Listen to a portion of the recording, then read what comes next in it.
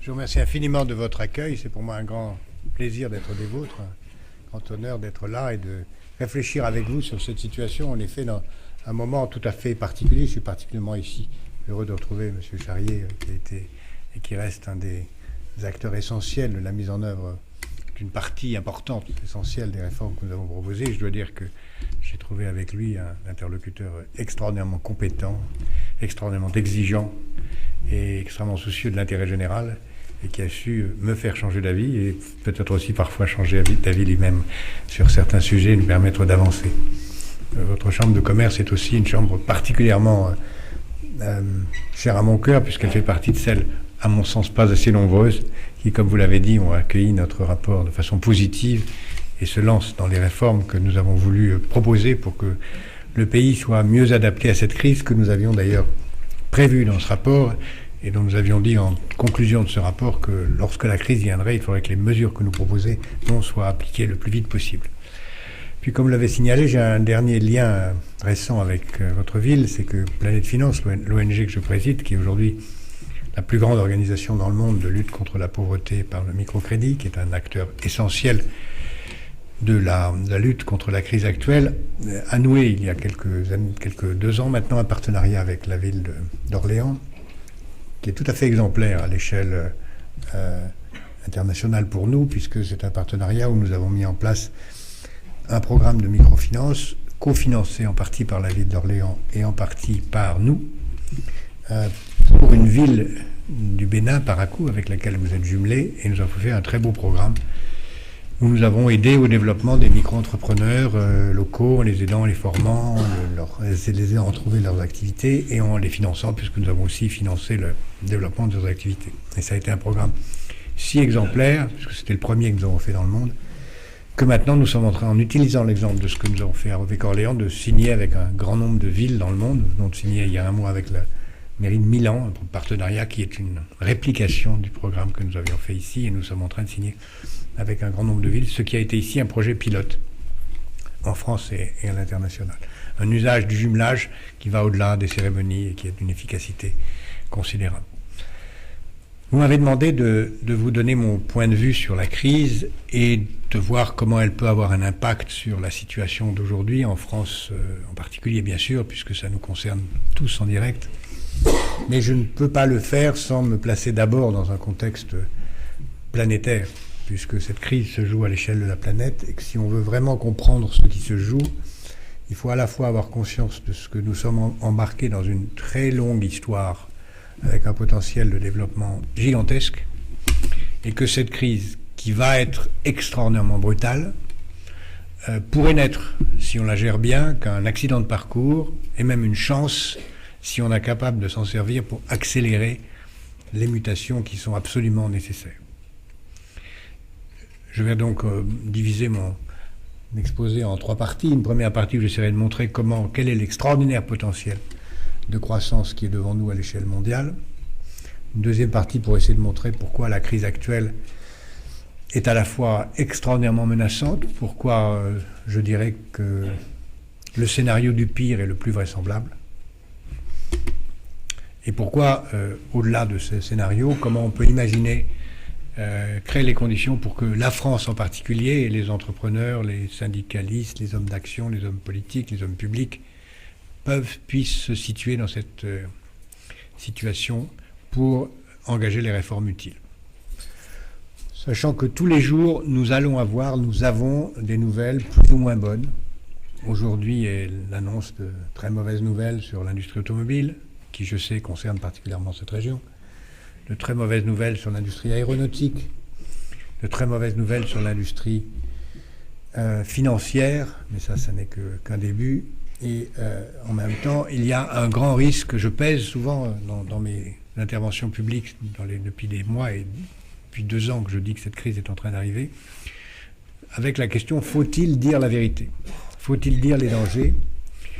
Et j'ai pris le parti, après beaucoup de réflexion, de penser que je dois dire la vérité comme je la sens, parce que je pense que nous sommes dans la situation de quelqu'un qui voit une pierre qui est en train de tomber du ciel sur notre tête.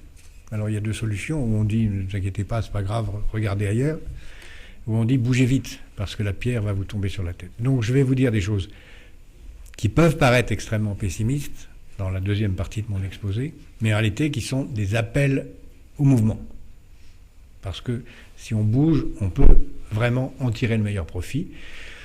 Mais si on reste paralysé, eh bien évidemment, on recevra la pierre sur la tête dans les pires conditions possibles. D'abord, pourquoi nous sommes dans une perspective d'extraordinaire croissance de l'économie mondiale. Je voudrais simplement rappeler quelques chiffres qu'il faut connaître, que j'imagine la plupart d'entre vous connaissent, mais qui sont essentiels pour le comprendre. En fait, pour dire cela d'un mot, je dirais que jamais l'humanité n'a eu devant elle une telle promesse de croissance. Les économistes savent bien que la croissance, c'est trois choses. C'est la démographie, le progrès technique et le capital disponible. Or, aujourd'hui, nous avons ces trois ressources disponibles comme jamais dans l'histoire. La démographie, quelques chiffres rapides. Je vous rappelle que nous sommes 6,5 milliards d'habitants sur la planète, 63 en France, que ces 6,5 milliards vont passer à 9 milliards dans 40 ans, augmentation de 50%, accompagnée de mutations démographiques très importantes à l'intérieur de cela, qui sont des chances. Première mutation très importante, dans ces 6 à 9 milliards, il y a une très forte croissance de l'Asie, la Chine et l'Inde, 1,5 milliard chacun, mais aussi et surtout, et c'est très peu compris et réalisé, une extraordinaire croissance de l'Afrique qui va passer de 850 millions à 2 milliards. Et l'Afrique, c'est un continent qui nous est proche, qui parle français pour une petite moitié, et où nous avons un potentiel de développement considérable. Donc cette croissance démographique n'est pas pour nous mauvaise, en dehors du fait que cette croissance s'accompagne d'un mouvement de vieillissement, ou plutôt d'allongement de la durée de la vie, qui fait que l'âge moyen de la planète va passer de 33 ans à 40 ans, tant dans les pays développés que dans les pays en développement, avec un effondrement de la mortalité infantile, un allongement de l'espérance de vie et un ralentissement de la natalité. Avec un pays qui fait mieux que tous les autres, reconnu comme tel par l'OMS, c'est la France. Une des plus faibles mortalités infantiles, la plus haute natalité d'Europe, la plus forte croissance de l'espérance de vie dans le monde. Notre espérance de vie augmente de 3 mois par an et notre espérance de vie en bonne santé augmente de 4 mois par an. Donc nous avons un potentiel de force, de créativité, de travail, indépendamment de la durée du travail, toutes choses dont on parlera tout à l'heure. Nous avons un potentiel de création de vie en bonne santé et de création qui fait qu'on ne va pas vivre plus vieux mais plus jeune et plus longtemps, qui est unique dans l'humanité. Et en même temps, ce fait de vivre plus longtemps va entraîner des mutations considérables et déjà, et j'y reviendrai tout à l'heure, une des causes très profondes de la crise financière actuelle. Autre dimension démographique, si la population de la planète augmente de 6 à 9, avec d'énormes besoins de nourriture, d'infrastructures diverses, dont j'aurai à reparler, une des choses majeures qui la caractérise, c'est que ces 9 milliards ces 6 milliards qui sont aujourd'hui moitié en ville, moitié à la campagne, vont être dans 40 ans toujours 3 milliards à la campagne, 6 milliards en ville. C'est-à-dire que la population des villes va doubler, tandis que la population des campagnes va rester stable. Ce qui veut dire qu'il y a aussi, et en particulier, des besoins d'infrastructures gigantesques, de construction urbaine, de construction de logements, de construction d'infrastructures, d'électricité, d'eau, d'énergie. Nous sommes les meilleurs du monde en termes de construction, d'énergie, d'eau, d'infrastructures. Nous avons les meilleures entreprises du monde, pour une raison d'ailleurs historique assez profonde, qui est que nous sommes un pays, le seul pays centralisé du monde. L'État a fait la France, nous sommes le seul pays qui est né de l'État, les autres pays ont fait naître l'État. Et l'État a passé les commandes publiques, et les commandes publiques ont fabriqué des entreprises qui, dans les domaines où les commandes publiques sont importantes, l'eau, l'énergie, le secteur militaire et bien d'autres, font de nous le premier pays du monde, et donc exporteurs. Nous sommes parfaitement bien placés pour ces secteurs d'avenir. Autre dimension démographique très importante, ce sont les hommes qui vont dans les villes, les femmes qui restent à la campagne avec les enfants, et donc il y a une naissance de la prise de conscience politique des femmes qui est en train d'apparaître, très important, qui va bouleverser le monde, et le microcrédit dont je m'occupe en est des signes majeurs, avec évidemment dans les villes de plus en plus masculines des risques d'instabilité politique considérables, dont on verra et dont on voit de plus en plus des traces dans des villes de 20-30 millions d'habitants, de plus en plus nombreuses, et exigeant des enjeux de gouvernance de plus en plus considérables. Enfin, dernière dimension démographique très importante dont il faut prendre conscience, sur les 6,5 milliards d'habitants de la planète aujourd'hui, il y en a seulement 200 millions qui vivent dans un autre pays que celui où ils sont nés. Sur ces 200 millions, il y en a d'ailleurs que 60 millions qui viennent du Sud, qui sont venus dans le Nord. Il y en a 60 millions qui ont bougé à l'intérieur du Sud, un peu plus, 70. Et il y en a à peu près 60, pour faire court, qui sont venus du Nord et qui ont bougé à l'intérieur du Nord, d'un pays du Nord à un pays du Nord. Quand on regarde ce qui va se passer avec l'expansion de la démographie, l'ouverture des frontières, l'expansion de la démocratie, le fait qu'il y a des mouvements de marchandises, des mouvements de capitaux, si on ajoute à cela les mouvements liés au problème de climat dont j'aurai à parler, le consensus aujourd'hui est qu'en 2050, ce ne sera pas 200 millions de personnes qui vivront dans un autre pays que celui où ils sont nés, mais au moins 1,5 milliard. Donc nous entrons dans une période, et c'est vrai dans toute activité humaine, la démographie, si on veut comprendre quelque chose, il faut commencer par la démographie, regarder l'histoire et la géographie. Quand vous avez regardé ces 3 facteurs, vous pouvez prévoir et prédire avec une certaine forme de stabilité. La démographie va connaître la mutation la plus importante de notre histoire. Et ce n'est pas une mutation négative. Le fait de passer d'ajouter 3 milliards d'habitants, de doubler la taille des villes, c'est une demande énorme, en même temps qu'une capacité de travail énorme. Qu'on ne dise pas non plus qu'on n'est pas capable de produire les nourritures nécessaires. La FAO dit que nous pouvons nourrir 12 milliards d'habitants si nous savons organiser l'agriculture, avec des technologies constantes. Et en plus, nous n'avons pas des technologies constantes. Et c'est le deuxième facteur de production. J'ai dit les hommes, la technologie et le capital. Les technologies. Normalement, quand on regarde l'histoire du passé, chaque vague de l'histoire, qui est ensuite traduite par une crise quand cette vague s'interrompt, est liée à un progrès technique, une technologie. L'imprimerie, la machine à vapeur, moteur à explosion, chaque technologie renvoie à une crise particulière et qui permet d'accoucher de cette technologie. Et Internet a permis l'accouchement d'une société dominée par la côte ouest des États-Unis autour des années 80, à un moment où beaucoup annonçaient, écrivaient que les États-Unis étaient morts, que le Japon allait prendre le pouvoir, que c'en était fini. Donc Internet est venu rendre pouvoir aux États-Unis en permettant de réduire le coût de la productivité, d'améliorer la productivité des services, des cols blancs dans l'industrie, et de recréer une condition de croissance très forte. Aujourd'hui, nous n'avons pas une vague de progrès technique devant nous. Nous en avons 4. Et c'est certainement la première fois dans l'histoire que nous avons devant nous 4 vagues de progrès techniques qui vont exiger des entreprises, des citoyens, des salariés, des syndicats, des hommes politiques, des mutations radicales dans la pensée et dans le comportement, mais qui sont d'une ampleur extraordinairement prometteuse en termes de croissance et de changement de vie. Première vague, les technologies de l'information, celles qui ont commencé avec l'ordinateur individuel, avec Internet, mais qui sont loin d'être terminées. Pour vous donner un fait, j'ai rencontré il y a 2 ou 3 mois le président d'Intel, la grande société de microprocesseurs. Je lui ai demandé ce qu'était devenu le fondateur de cette société, M. Moore, qui est très célèbre parce qu'il a édicté une loi qu'on appelle encore la loi de Moore, qui dit que la puissance des microprocesseurs augmente depuis 18 mois. Et le président actuel m'a dit, il va très bien, il est en retraite. Je lui ai demandé, à son avis, jusqu'à quand était valable cette loi de Moore qui a été édictée en 1965. Il m'a dit, je ne sais pas combien de temps c'est valable, mais je peux vous dire que nous avons sur nos étagères, prêts à être commercialisés, les 15 prochaines révolutions de la loi de Moore.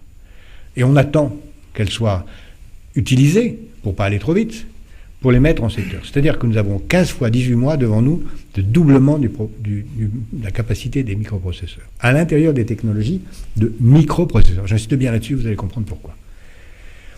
Il y a là un potentiel de croissance qui nous amène à l'intérieur de ce progrès technique à voir des changements radicaux apparaître. Je vous en donne que 2 ou 3 qui vont être très importants dans les années prochaines. Retenez bien si vous ne le connaissez pas, mais je vous invite à regarder cela en détail parce que dans vos activités de toute nature, ça va être fondamental, ce qu'on appelle l'Internet des objets.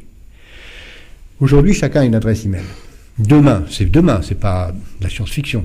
Tous les objets auront une adresse email. C'est-à-dire qu'en particulier, prenons un exemple, vous entrerez dans un supermarché, tous les objets qui seront là auront une adresse Internet, vous les prendrez, vous les mettrez sur le caddie lui-même sera connecté, débitera votre compte bancaire, et vous sortirez. Vous pourrez simultanément, puisque tous les objets chez vous seront connectés, connaître l'état de votre frigidaire, pouvoir immédiatement le remplir. Ça, c'est déjà là. l'immensité des changements que ça implique en termes positifs, mais aussi inquiétants, de surveillance des individus, de connaissance des uns par les autres, de fichiers beaucoup plus puissants qu'Edwige, et de questions morales et politiques qu'il faudra se poser, mais il y a un potentiel de croissance considérable. Deuxième progrès à l'intérieur de ce progrès technique de technologie de l'information, la 3D. Nous voyons arriver, dans la distraction d'abord aux États-Unis, le cinéma 3D. Aujourd'hui, il y a malheureusement très peu de salles de cinéma 3D en France et en Europe. Il y a 1500 salles de cinéma 3D aux États-Unis. Et il y en aura 1500 maintenant. Et pratiquement, plus un film ne se tourne à Hollywood sans 3D. Toute l'industrie va être transformée par le 3D. On sait faire aujourd'hui des photocopies en 3D. Aujourd'hui, les technologies permettraient de faire en sorte que je sois là sous forme d'hologramme. C'est même plus une question de prix, c'est une question de disposition de technologie, mais c'est là. Et vous vous imaginez dans tous les métiers ce que ça ouvre comme perspective industrielle, de maquettes, de plans, de travail à distance, bouleversement considérable, qui permettra d'ailleurs de ne plus avoir besoin de vivre dans les villes et qui aura sans doute des conséquences assez profondes sur cette croissance des villes dont je parlais tout à l'heure. Et puis il y a beaucoup d'autres dimensions dont je pourrais parler dans ce qui nous attend dans ces technologies. Mais il y a 3 autres vagues qui sont juste en même temps. La deuxième, c'est les biotechnologies. Les biotechnologies qui se sont fait attendre, sont maintenant là. Tant d'abord dans les technologies de l'élevage, elles sont en train de bouleverser l'agriculture, l'élevage, de façon extraordinairement rapide, et créer les conditions d'un élevage beaucoup plus efficace, beaucoup plus productif, un peu cauchemardesque pour ceux qui regardent l'élevage avec une certaine poésie, mais qui transforme profondément le rapport à l'animal.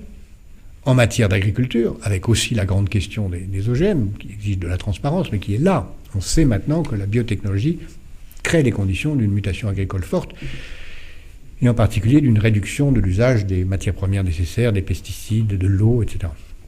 Et enfin, le dernier domaine dans lequel la biotechnologie est importante, c'est les biotechnologies humaines en matière de pharmacie. J'étais hier à dîner avec un des patrons de la plus grande entreprise de pharmacie du monde, où j'essayais de comprendre plus en détail ce qui se passe. C'est absolument fascinant de voir ce qui est en train d'arriver comme nouveaux médicaments qui créent des espoirs fabuleux dans des domaines aujourd'hui très difficiles à imaginer, des médicaments très chers encore, extraordinairement chers, qui portent d'ailleurs des questions morales et de gouvernance importantes, puisque soigner une maladie particulière avec les nouveaux médicaments qui apparaissent coûtera aujourd'hui, à l'heure où nous parlons, entre 100 et 300 000 euros.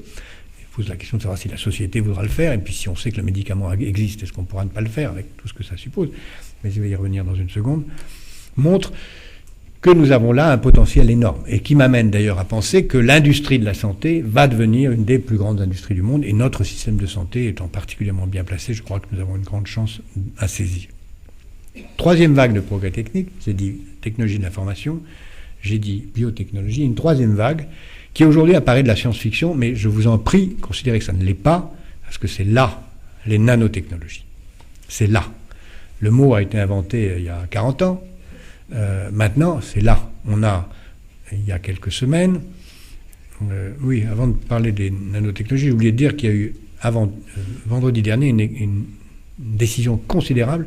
L'administration américaine a autorisé le clonage des cellules souches par une entreprise biotechnologie américaine, Geron, qui est le lancement d'une réforme majeure, puisqu'on va maintenant pouvoir cloner les cellules souches, c'est-à-dire permettre avec des cellules souches de les faire dériver vers les organes qu'on veut, et donc de développer des organes de remplacement ou des cellules de remplacement.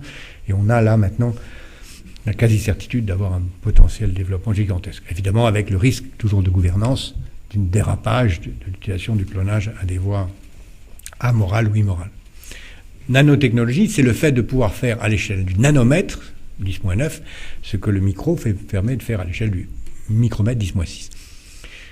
Micro-robot, on a commercialisé la semaine dernière un premier micro-robot médicamenteux, de médicaments qu'on injecte et qui peut entrer à la puissance 10-9, enfin 10-10, parce que c'est 10-9 c'est l'atome, donc on ne peut pas être aussi petit, mais on est de la taille de 10 atomes juxtaposés, ce qui est gigantesque, et à la fois très petit, qui permet de faire des robots qui rentrent à l'intérieur de la cellule, qui sont complètement programmés, et qui vont bouleverser la médecine, mais vont bouleverser aussi la façon de faire des textiles, la façon de faire des murs, la façon de faire tous les matériaux possibles. C'est là. Et si nous ne sommes pas capables de comprendre ça, si nous ne sommes pas capables de développer les technologies, la recherche qui va avec, tout s'effondrera. Et en particulier dans les technologies nouvelles, dont je vais parler tout à l'heure, liées aux technologies et aux sciences liées à l'environnement.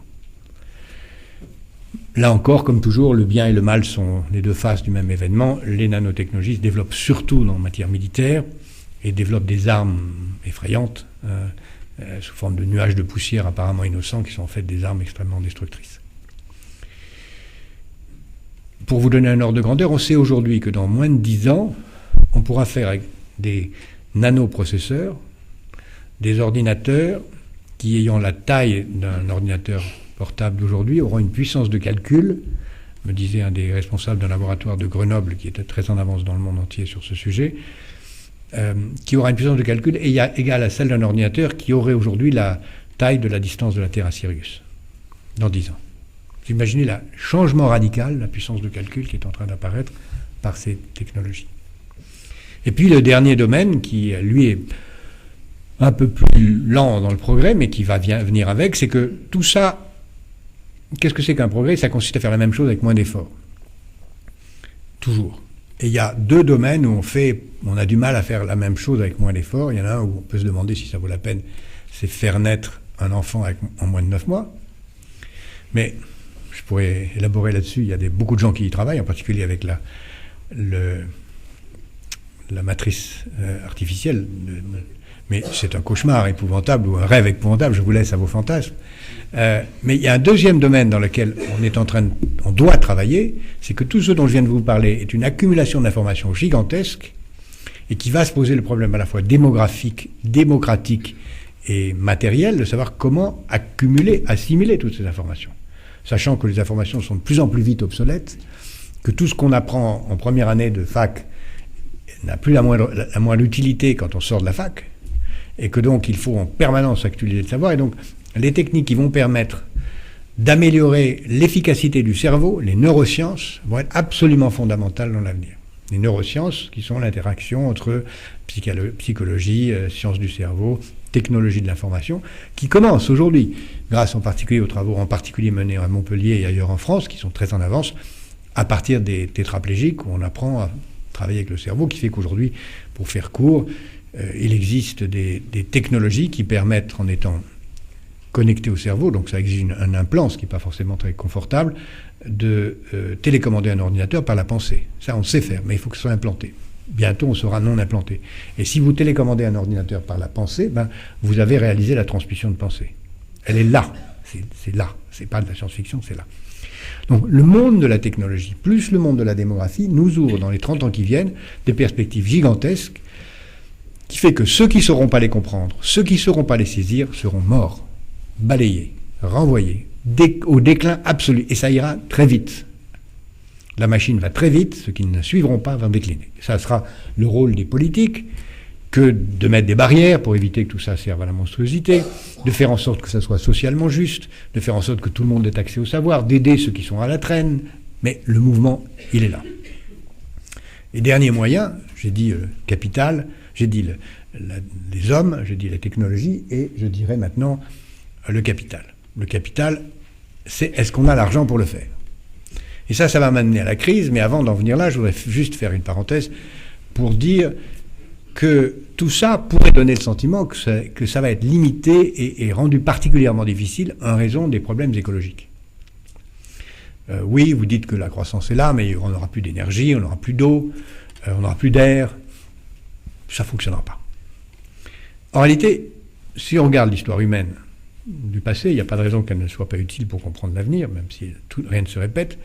Les raretés sont des chances. Parce que les raretés poussent à la mise en œuvre du progrès technique. Pourquoi est-ce que les Anglais ont mis en œuvre la machine à vapeur avant tout le monde? C'est pas parce qu'ils l'ont trouvée, elle a été trouvée bien avant. Et malheureusement, d'ailleurs, elle avait été trouvée en France. Et Napoléon n'en a pas voulu.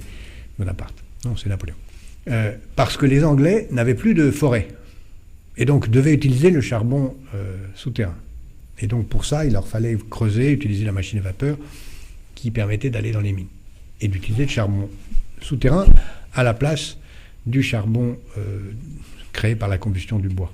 Vous les gardez pour la marine. Et on pourrait donner 1000 autres exemples de la rareté créateur d'un progrès. La rareté de l'énergie, elle est le facteur énorme de progrès. D'abord parce qu'elle va permettre le développement de nouveaux gisements. Et je dis et je pense qu'un prix trop bas du pétrole est une catastrophe, parce que ça ralentit les investissements. Et aujourd'hui, le prix du pétrole est beaucoup trop bas. C'est très dangereux pour la suite. Deuxièmement, parce que plus le prix du pétrole monte, à condition d'être justement réparti et que chacun paye le juste prix, c'est une incitation à faire des économies, et qu'on économise une richesse d'autant plus qu'elle est rare, et que c'est un potentiel à trouver de nouvelles énergies. Aujourd'hui, il n'est pas normal que l'industrie solaire allemande soit 7 fois plus développée que l'industrie solaire française. C'est pas normal. Nous avons un potentiel d'énergie solaire gigantesque, et le taux de croissance de notre industrie solaire est aujourd'hui très rapide. Il est de 50% par an, évidemment avec partir d'une base très faible. Mais il y a un potentiel dans le secteur du solaire, en particulier dans le domaine agricole et industriel, absolument considérable, avec des technologies qui sont très au point, et en particulier qui pourraient être exportées en Afrique, où évidemment le solaire est particulièrement adapté, mais il l'est aussi chez nous.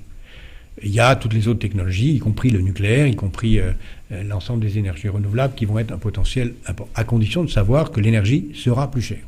L'eau, le même. Si on regarde les chiffres brutaux, on s'aperçoit qu'il y a plus d'hommes, il y a de moins en moins d'eau, donc on va devoir mourir de soif. En réalité, l'eau de la mer est là, la technologie de dessalement commence à faire des progrès, l'eau vaudra plus cher. Gros problème, l'eau vaudra plus cher, l'air va être de plus en plus pollué, donc il faudra le dépolluer, ça vaudra de l'argent. L'énergie va devenir plus chère, et comme les villes vont être de plus en plus concentrées, l'habitat va devenir plus cher. Et donc, tout ce qui est vital, se transporter, se loger, boire, manger, va être plus cher. Pour dire ça un peu simplement, parce que ça devient un problème politique, à un moment où tout ce qui, au contraire, correspond à des loisirs, l'informatique, la musique, devient pratiquement gratuit, tout ce qui est vital devient cher. Autrement dit, il est plus cher d'être pauvre que d'être riche. Et ce sera de plus en plus vrai. Les besoins vitaux vont être de plus en plus chers. Là encore, ça pose des problèmes de gouvernance. Essentiellement des problèmes de gouvernance, parce que les technologies et les ressources sont là. Et en particulier, pour régler le problème de l'émission de gaz carbonique par l'humanité, c'est possible, c'est simplement une question de savoir si on le veut et comment on l'impose. La finance. Pour financer tout ça, il faut de l'argent. Pour avoir de l'argent, il faut que les gens épargnent. Les États-Unis n'épargnent pas, l'Europe épargne, l'Asie épargne énormément. Retenez ce chiffre parce que je vais m'en servir beaucoup dans la suite de ce que j'ai à vous raconter. Nous avons aujourd'hui, l'unité de compte, ça va être 1000 milliards de dollars ou d'euros, c'est pareil aujourd'hui. On va appeler ça un trillion, même si au sens littéral de l'Académie française, un trillion, c'est 1 million de millions, mais 1 million de milliards. J'appellerais trillion au sens anglais du mot, 1000 milliards. Donc le PIB, la production mondiale, c'est 50 trillions à peu près. L'épargne mondiale, c'est à peu près entre 15 et 20 trillions. 10 trillions. Il y a 10 trillions par an pour financer la croissance. C'est gigantesque. Donc, nous avons un potentiel de croissance formidable. Et plus encore, la difficulté pouvait paraître la mise en place de ces technologies, l'usage de ces hommes, les inégalités diverses, et surtout le fait que l'épargne, il est en Asie et dans les pays du Golfe, et que les occasions d'investir, là où se trouvent les technologies dont on vient de parler, il est plutôt en Europe et aux États-Unis. Donc il fallait transporter l'épargne d'un endroit à l'autre. C'est à ça que sert le système bancaire. Et depuis 7 ou 8 ans, 10 ans, disons, au moins un peu plus de 10 ans, disons que ça a commencé avec la chute du mur de Berlin, globalisation, le système bancaire a pu progressivement prendre l'épargne là où elle était pour l'amener là où elle est le plus rentable. Et c'est pour ça que la globalisation du système financier est une très bonne chose. Et c'est pour ça que depuis 7 ou 8 ans, la croissance de l'économie de l'humanité est à 5%, 6% par an. Alors que la croissance de longue période est de 1,2, 1,3. La révolution industrielle de 1790 en Angleterre, c'est le passage de 0,7 à 1,5% de taux de croissance. Nous sommes passés en 15 ans de 2% de taux de croissance à 5%. Et l'humanité a fait un bond fantastique. Puis, la crise.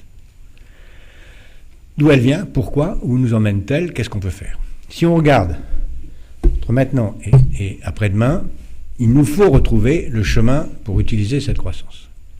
Si on regarde ça d'un point de vue historique, on s'aperçoit qu'en réalité, ce qui est en train de se jouer, c'est que nous avons une économie dont je viens de décrire les grandes traces caractéristiques qui est mondiale, et nous avons une gouvernance qui est locale. Et si vous n'avez à retenir qu'une seule chose dans ce que je vous dis pour comprendre ce qui se passe aujourd'hui, c'est le marché mondial, l'état de droit est local. Et on ne peut pas avoir un marché qui fonctionne sans un état de droit.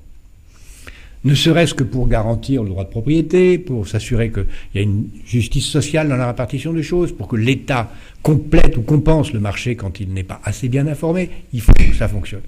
Un marché sans état de droit, le seul qu'on connaisse, sur lequel on a une vraie expérience, c'est la Somalie. Nous sommes en train de mettre en place, avec une globalisation sans état de droit, une Somalie à l'échelle de la planète. Économie criminelle qui se développe, économie financière qui n'obéit pas aux règles, et un débordement général parce que nous avons un marché, et c'est très bien le marché, c'est essentiel, mais un marché sans état de droit, ça ne marche pas. L'histoire a fonctionné à l'envers, parce que l'histoire, c'est un État fort, une royauté forte, pousse à sortir de l'économie féodale pour créer un marché, et le marché devient si fort, crée une bourgeoisie, une classe moyenne, qui, elle, casse la dictature et met en place une démocratie. Et les deux fonctionnent ensemble. Il n'y a pas d'État fort à l'échelle mondiale à casser, il n'y a rien, donc il y a un marché qui s'installe, et il n'y a pas d'État ou de règles de droit, disons. Mais la règle de droit ne peut pas venir de n'importe où, il faut qu'elle vienne de quelque part, et si possible, c'est encore mieux, en tout cas pour nous, de notre point de vue, ici en France, quand elle est démocratique. Donc, il faut un État de droit démocratique. Comment imaginer un État de droit démocratique à l'échelle planétaire? C'est la grande question de cette crise. Et comment s'est-elle nouée? Tout simplement par ce que je viens de dire. Dans la mesure où il n'y a pas d'état de droit planétaire, ceux qui pouvaient fonctionner, non pas dans l'illégalité, mais dans la légalité, l'absence de droit, l'ont fait. Et quand il est possible de créer des profits et que personne ne vous l'interdise, pourquoi ne pas le faire? Or, les deux domaines dans lesquels on peut se développer le plus facilement sans droit, ça a été Internet, parce que c'est virtuel, et ça s'est très bien développé sans droit, puis peu à peu on a mis du droit, on a créé toute une série de règles. Il y a un vrai gouvernement mondial, l'Internet, très précis, très efficace, qui attribue les noms de domaine, gère l'ensemble des règles, des protocoles. Il se trouve que ce gouvernement mondial est une annexe d'une annexe d'une annexe, c'est bien ce que j'ai dit, une annexe d'une annexe d'une annexe du ministère de la Défense des États-Unis. Mais enfin, passons sur ce léger inconvénient. C'est quand même un gouvernement mondial qui prend de plus en plus ses distances avec le gouvernement américain et qui s'installe peu à peu comme une instance véritablement pleine. Mais dans le système financier, il n'y a rien. Et donc, tout naturellement, on a vu apparaître des choses bizarres. On a vu apparaître le fait que dans une société comme la société américaine, où les gens étaient de plus en plus partagés entre ceux qui avaient accès aux richesses financières et ceux qui n'avaient pas accès, on a vu une inégalité croissante se faire.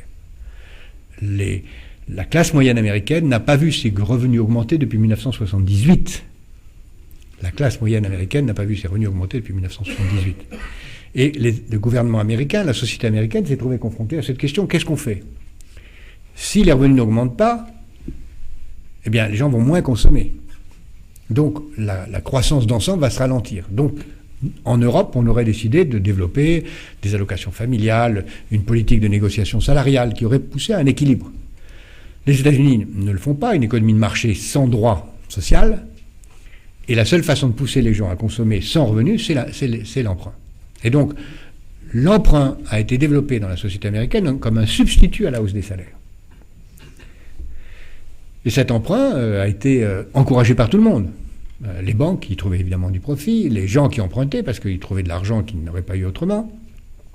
Ils achetaient des maisons, donc ils faisaient monter le prix des maisons, puis le prix des maisons montant, comme leur emprunt était gagé sur le prix de leur maison, ils pouvaient revendre leur maison, prendre un autre emprunt plus cher, et ça faisait monter encore plus le système. Tout le monde trouvait l'emploi dans l'immobilier augmenter, le gouvernement était content, et même les plus pauvres, même les gens des milieux sociaux défavorisés, même M. Obama, travailleur social américain, plaidait, manifestait en faveur des emprunts pour les plus pauvres. Mais naturellement, les banques se rendaient compte qu'ils commençaient à prêter à peu près à n'importe qui, et se sont dit, qu'est-ce qu'on va faire avec ça? Ils ont fait deux choses. Premièrement, ils ont regroupé ces titres en des paquets, et ils ont commencé à les découper. On les regroupe en paquets, puis on met tous les paquets des dernières années de remboursement dans un autre titre, puis des années moyennes, puis des années plus courtes, plus présentes, et on fait des paquets qu'on ne sait pas, et on le revend. Et on le revend tout. Ce qui veut dire que si ils envoient alors un courtier aller voir quelqu'un, lui fait un prêt, peu importe si le prêt est remboursable, et il ne l'était pas parce que les taux d'intérêt étaient farfelus, mais la banque s'en moque puisque le jour même où vous faites le prêt, elle revend la totalité du prêt ailleurs. 13 trillions comme ça, de prêts immobiliers ou non immobiliers de cette nature, 13 trillions revendus à l'extérieur. Aujourd'hui, où on en est? On en est à ce que brusquement, il y a une prise de conscience, oulala, mais ça va plus tout ça. Qui va rembourser? Quelques Américains ont commencé à pas rembourser, le système s'est dit, mais où est l'argent? Où sont ces crédits? Et tout le monde commençait à prendre peur. Et le système, qui est fondé sur la confiance, mais il n'y a pas de confiance sans état de droit. Parce que la confiance, c'est bien beau, mais si j'ai pas un contrat qui m'assure que j'ai des raisons de vous faire confiance, je ne vous fais pas confiance. Donc, la confiance n'existait qu'en état de droit. Et là, on se rend compte qu'il n'y a pas d'état de droit. Donc, il ne peut pas y avoir de confiance. Tout le monde commence à paniquer. Et là, nous sommes fin 2007, et on se rend compte d'un certain nombre de choses. On se rend compte que les États-Unis ont une dette, tout acteur américain confondu, de 350% du PIB, 3 fois et demi le PIB, alors qu'au sommet de la crise de 29, c'était 280%. On se rend compte que tout ça n'est pas très remboursable, qu'il y a 13 trillions qui sont dehors, qu'on ne sait pas vraiment où ils sont. Et là, on commence à lâcher de l'argent au maximum. Le gouvernement américain, la Banque centrale met en 2008 à peu près 5 trillions dans le système pour faire tenir le système. On accepte même progressivement, comme les banques prennent peur et ne prêtent plus à personne, on accepte même que la Banque centrale américaine prête directement aux entreprises, ce qui ne s'est vu que dans la République de Weimar. La Banque centrale émet de la monnaie. Directement, vous êtes une entreprise, la Banque centrale devient ma tante. On lui donne des titres qui ne valent rien, elle ne regarde pas, elle prête. Nous, Européens, les Anglais disent c'est une horreur, c'est épouvantable, on ne peut pas faire ça, mais ça s'est fait. Le déficit américain augmente, on fait des prêts, on aide des banques, pas certaines, on les laisse tomber en faillite, on continue à les aider. Et puis, les Américains, très pragmatiques, nationalisent la plus grande assurance du monde, AIG, nationalisent d'autres, on laisse tomber certaines. Et nous arrivons aujourd'hui. Aujourd'hui, quels sont les chiffres? La situation d'aujourd'hui est pire que celle de janvier 2008. La dette américaine était de 350% du PIB. Non pas le gouvernement américain, les gouvernements, les entreprises, les ménages, 350%. La dette américaine aujourd'hui, c'est 500% du PIB. 50 trillions. La dette américaine, c'est le total du PIB mondial. Exactement comme s'il y avait eu quelqu'un qui a un accident de la route, il tombe, il est très gravement blessé, on ne sait pas trop quoi faire, le SAMU arrive, on lui met une max à oxygène, et puis on se dispute, qu'est-ce qu'on va faire de lui, on ne sait pas quoi faire, puis on laisse le max à oxygène. Et il est là depuis 1 an avec un max à oxygène, et personne n'ose le toucher. Évidemment, l'oxygène va finir par lui faire pas forcément du bien. Si vous regardez les autres pays, ça a été un peu pareil. La dette américaine a augmenté ainsi, la dette anglaise a augmenté de la même façon, la dette des autres petits pays beaucoup, la dette française malheureusement a dû suivre, un peu moins parce que nous sommes mieux protégés, nous avons des qualités particulières, même si notre pays en tant que gouvernement est très endetté, l'État, les ménages sont très peu endettés, extrêmement peu endettés, ce qui nous protège relativement, et puis nous avons un système social qui nous rassure, qui nous assure et qui nous permet d'éviter d'avoir à épargner trop pour compenser cela. Donc nous avons un système qui certainement, je ne dis pas, faites très attention au complexe du nuage de Tchernobyl, nous ne serons pas épargnés par la crise mondiale qui arrive, mais nous sommes relativement encore aujourd'hui à l'abri, et ça serait même très dangereux de ne pas voir ce qui est en train d'arriver. Car en fait, la gravité du problème se mesure surtout, vous l'avez évoqué à l'instant, par la situation des banques. Les banques, qui sont l'acteur principal de cette fuite en avant, de cette capacité à prêter, ont prêté beaucoup plus qu'elles n'avaient le droit. Pour faire court, il y a un accord des banques qui est on prête environ, on a le droit de prêter 15 fois l'argent qu'on a dans sa poche. 12, 13, 14, 15 fois, c'est variable. Total des bilans des banques, 84 trillions. Total des actifs des banques, 4 trillions mondial. Faites le calcul, 21. 21 au lieu de 4, au lieu de 12, de 15 à 12. Il y a certaines très grandes banques qui sont à 50. Les banques anglaises sont globalement à 30. Deuxième calcul, si vous regardez les banques, normalement les fonds propres des banques, c'est-à-dire l'argent qu'ils ont, devrait être inférieur à leur valeur boursière, puisque leur valeur boursière, c'est les fonds propres plus les rentabilités futures, tout ce qu'on s'attend à avoir. Donc normalement, toutes les banques devraient avoir une valeur de leurs actifs, de leur capitalisation supérieure à leurs fonds propres. Les 3 plus grandes banques françaises, je dis des chiffres qui ne sont pas confidentiels, vous les trouverez sur Internet. Ce matin, les 3 plus grandes banques françaises étaient pour l'une à 0,5, elle devrait être à plus de 1, pour l'autre à 0,4 et pour la troisième à 0,3. Ça veut dire que le marché pense, le marché sait, le marché ne croit pas que les fonds propres soient vrais. Alors là, deux choses l'une, à l'échelle mondiale comme à l'échelle française.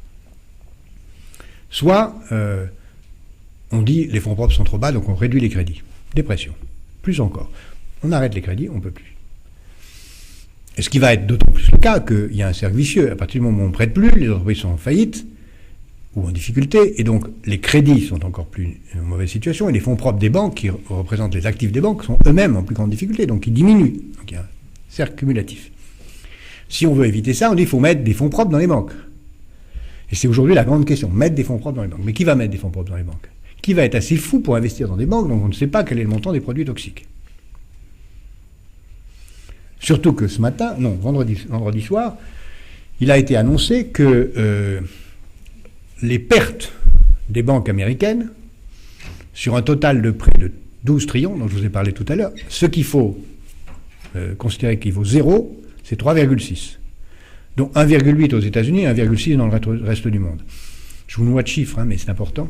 Sur le 3,6, 1,8 aux États-Unis, il faut annuler 1,8 des valeurs des banques, mais le capital des banques américaines, c'est 1,4. Donc le système bancaire américain est en faillite. Comptablement en faillite. Et le 1,8 des 3,6 qui est sorti, eh ben, il est en faillite ailleurs, dans les banques du monde entier qui les ont pris et qui vont devoir avouer, ce qu'elles ne font pas encore, qu'elles ont des choses qui valent rien.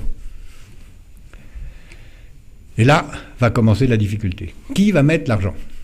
Alors évidemment, comme toujours, c'est les contribuables, avec une question morale très, très difficile.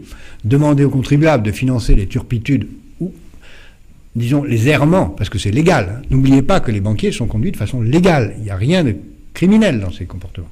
Ils ont fait ce qu'ils avaient le droit de faire. Mais c'est très difficile à faire. Certains pays le font. L'Angleterre l'a fait. Certains très différemment, en mettant des commissaires au gouvernement, en nationalisant avec un contrôle ou sans. Certains imaginent de le faire en faisant ce que nous avons fait avec le Crédit Lyonnais. On sort les mauvais prêts, on les met dans un truc à part et on en sort. Les Suédois l'ont fait dans une petite crise qui ressemblait à celle-là, toute petite, et ça a très bien marché. Souvent c'était la Suède, c'est un tout petit pays, en 92. Et le faire à l'échelle mondiale, avec ce qu'on appelle une mauvaise banque qui regroupe les mauvais crédits, une structure de défaisance à l'échelle mondiale, ça pose des problèmes de valorisation, de périmètre extraordinairement compliqués. Donc, il faut mettre en place autre chose. Il faut imaginer une réglementation internationale, un système qui fonctionne. On a réuni pour ça, sous l'initiative du président Sarkozy, qui de ce point de vue a été absolument remarquable. Nous avons eu la chance que la France soit à l'échelle de cette période président de l'Europe et remarquablement conduit. On a poussé à une série de réunions, et en particulier une réunion du G20, qui, normalement, au mois d'avril, va mettre en place les réglementations nécessaires. Le malheur veut que le G20 n'est pas la structure qui dépend du Fonds monétaire, c'est une structure informelle qui n'a comme seul mérite, du point de vue des Américains qui ont accepté ça, d'être la seule institution mondiale, informelle, et qui, à partir du 1er janvier, est présidée par les Britanniques. Donc on va se réunir à Londres pour réformer le système financier international. Londres, qui est la principale place financière de fraude fiscale, de produits offshore, de blanchiment de l'argent. Je cite les magistrats suisses. Il m'arrive de penser que faire une réunion pour réformer le système financier international sous présidence britannique à Londres, ça a autant de chances de réussir qu'une réunion des alcooliques anonymes chez un sommelier. Et je ne vois pas en quoi le système va renforcer sa crédibilité avec quelque chose de ce genre. D'autant plus que, et naturellement, cette réunion n'est pas prête. Tout ça vous fait rire parce que j'ai fait un bon mot, mais c'est extrêmement grave. Nous sommes au bord d'une situation qui pourrait être épouvantable, où on se rendrait compte que pour un grand pays, mettons la Grande-Bretagne ou l'Italie, non seulement les banques sont en faillite, non seulement il n'y a pas d'actionnaires privés, mais le gouvernement ne peut même pas trouver l'argent pour financer les banques. Parce que sur le marché, personne n'y prête. Et là, on se rendra compte que non seulement il n'y a pas de pilote dans l'avion, mais qu'il n'y a pas de cabine de pilotage. Et là, le pire qui peut arriver, c'est l'effondrement dans la dépression, le fait que... Ah oui, je vous ai dit tout à l'heure en passant que la Grande-Bretagne avait crié au scandale quand le gouvernement américain avait laissé la Banque centrale financer les entreprises. Vendredi dernier, la banque anglaise a décidé d'en faire autant. Et le système de la BCE est le seul à résister pour l'instant contre cette folie qui veut dire l'inflation, absolument. Car au fond, l'inflation pourrait être la seule façon de régler la crise, puisque si on veut éliminer la dette, l'inflation est la meilleure façon de faire. Donc nous sommes au bord d'un danger extrême, qui est une dépression planétaire et une inflation planétaire. Je dirais, pour caricaturer à l'extrême, nous sommes au bord de ce que j'appellerais un Weimar planétaire. Et il faut vraiment avoir conscience de ce danger, à la fois pour que chacun d'entre nous en tire une conclusion qui est non pas d'être paralysé, au contraire, de bouger encore plus vite. Parce que survivront que ceux qui sauront être les meilleurs dans leur créneau, avoir des technologies de pointe, être vraiment en avance sur le mouvement, et en même temps pour que les hommes d'action pèsent sur la gouvernance. Et la gouvernance, ça veut dire d'abord, évidemment, à notre échelle, faire en sorte que l'Europe prenne ses responsabilités. Moi, je suis aujourd'hui, à l'heure où nous parlons, extrêmement hostile à des mesures de nationalisation, bien que dans d'autres circonstances, je ne regrette pas d'avoir été pour. Mais c'était une autre circonstance. Pourquoi suis-je contre aujourd'hui ? Parce que les nationalisations telles qu'elles sont, elles pourraient avoir lieu, telles qu'elles sont en train d'avoir lieu, sont en fait des circonstances qui poussent les gouvernements à considérer que les entreprises sont à leur service. Et au lieu de laisser ces entreprises, ces banques mondiales, ou ces entreprises mondiales, on va les mettre au service d'un pays. Et donc, on va rompre l'acquis extraordinaire de la globalisation. Au lieu de sortir par le haut, c'est-à-dire de compléter la globalisation des marchés par une globalisation de l'état de droit, on va revenir en arrière vers une renationalisation de l'intérêt général. On le voit par exemple ce qui se passait jeudi en Belgique, très intéressant, où il y avait la plus grande banque flamande, enfin, essentiellement installée en Flandre, qui avait des difficultés, qui a baissé. Le gouvernement belge a hésité avant de décider. Avant qu'il décide, le gouvernement flamand a mis l'argent et a dit « cette entreprise maintenant ne s'occupe que de la Flandre ». Et les Wallons ont dit il faudrait qu'on ait une banque du même genre chez nous. Ça, c'est le début de la fin. Et si on voit les banques anglaises, les grandes banques anglaises, Royal Bank of Scotland, Lloyds, peut-être, non, HSBC n'est pour l'instant pas concerné, mais les grandes banques anglaises s'intéressaient qu'à la Grande-Bretagne, c'est la fin de la globalisation que le système financier britannique porte. Si on voit Commerzbank, Deutsche Bank avoir la même chose avec le système allemand, c'est la fin du couple franco-allemand dans le domaine des échanges. Et ça, c'est un très grave danger. Mais comme en même temps, on ne peut pas laisser ces banques tomber, il faut trouver un autre acteur. Or, il y en a un. C'est l'Europe. L'Union européenne a les moyens, non pas de nationaliser, puisqu'il n'y a pas de droit national, l'Europe n'est pas une nation, mais au moins de se porter garant à l'échelle européenne. L'Europe est le seul acteur aujourd'hui à la hauteur de l'enjeu. C'est d'où l'importance majeure des élections européennes. Il est fondamental de renforcer l'Europe. L'Europe est la seule entité politique du monde qui a zéro dette, avec le gouvernement iranien. Un parallèle un peu douteux. Mais l'Europe n'a aucune dette en tant que telle. Elle pourrait emprunter efficacement pour relancer l'économie. Elle est dans une situation de Gulliver empêtré, c'est-à-dire que son budget est limité à 1,28% du PIB. Vous imaginez 1,28%. Elle pourrait faire mieux, non pas en créant des impôts nouveaux, mais en transférant des impôts, en devenant garant du système européen. Et au moins, on aurait la chance d'avoir un système qui tient la route et qui a une puissance globale. Pour ce qui est de la France, dans ce contexte, je crois qu'il faut nous préparer à des moments difficiles,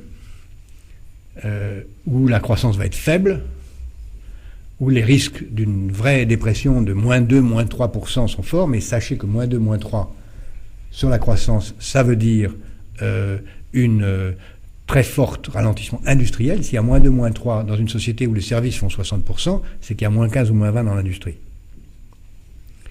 Et donc, il y a un vrai enjeu aujourd'hui de sauver les secteurs clés de notre industrie, en particulier tous les secteurs de pointe. Donc le secteur bancaire va jouer un rôle majeur dans cela. Il y a un enjeu considérable d'une politique sociale, en particulier une politique de l'emploi, qui va être absolument essentiel pour recréer, c'est le rôle des entreprises d'y participer, les conditions pour réorienter les chômeurs dans des métiers nouveaux. Et il y a tous les gaspillages imaginables à réduire. C'est pourquoi d'ailleurs dans notre rapport dans lequel nous avions prévu cette crise, puisque nous avons analysé la spéculation financière pendant 3 pages, mais enfin on a préféré retenir le passage sur les taxis, c'est normal, que les 3 pages, sauf M. Charrier et quelques autres, mais je dis l'opinion publique, un peu trop souvent retenu que ce passage-là. Et nous avons dit dans notre rapport que quand la crise viendrait, c'est écrit noir sur blanc, il faudrait appliquer encore plus vite les propositions qu'on propose, parce que ne s'en sortiront que ceux qui sauront se réformer le plus vite possible. Et aujourd'hui, je dois dire que je suis très agréablement. Aujourd'hui, c'est l'anniversaire de la remise de notre rapport au président de la République il y a exactement 1 an.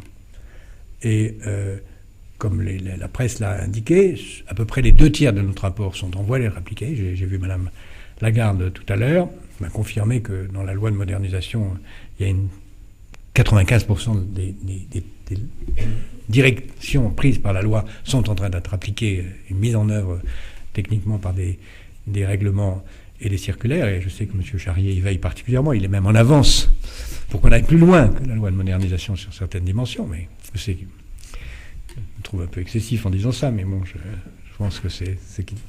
Il y a des annonces qu'on fera plus tard. Voilà, mais chaque chose prend en son temps. Et il faut que les choses se fassent au rythme où elles sont possibles.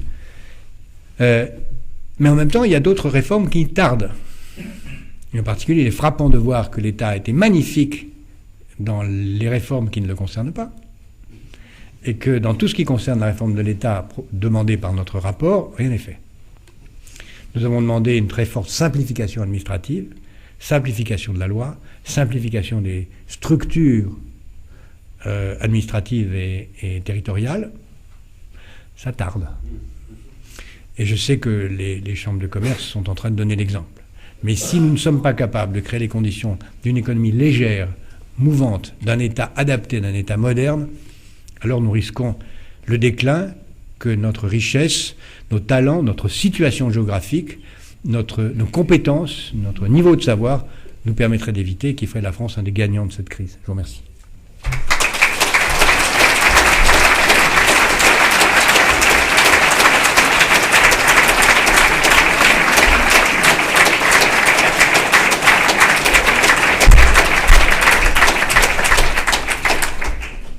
Je crois que la densité des propos de M. Attali nous interpelle. Je ne pense pas qu'on va rentrer dans un jeu de questions-réponses. J'en avais simplement une, si vous me permettez. Nous sommes tous très sensibles aux événements sociaux. Est-ce que vous pensez qu'on a un risque de rupture sociale ces prochains temps?